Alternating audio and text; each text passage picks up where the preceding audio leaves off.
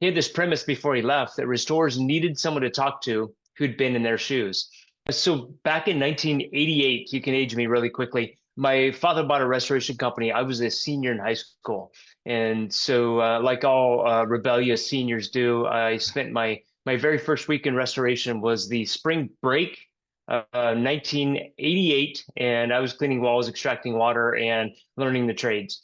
So spent 10 years in the restoration industry, just actually working in the trenches, working in a company, sitting in nearly every seat. So I started out as a technician and then worked up to managing departments, whether it was floor covering or managing the water damage contents cleaning, the cleaning. They kicked me off the construction crew. I just don't have the aptitude for it, but I had an attitude for it. It was good.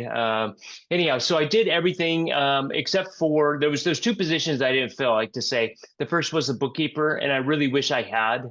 Would have been good to learn that from kind of like behind the keyboard type of a role. The second one was mold remediation because back in the early 90s we called that demolition, so it didn't exist.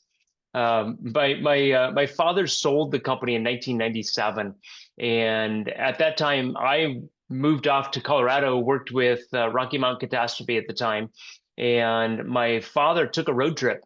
He was trying to figure out what he was going to do with the next chapter in his life, and he drove from Oregon to Michigan, stopping by restorers along the way. He had this premise before he left that restorers needed someone to talk to who'd been in their shoes. And so he stopped by probably probably a dozen restoration companies. And when he came back, he hung up the shingle because he was right. Yeah, this is a complicated industry. And so he founded Business Mentors. I think it's 28 years ago this month. It was in 1990, October 1997.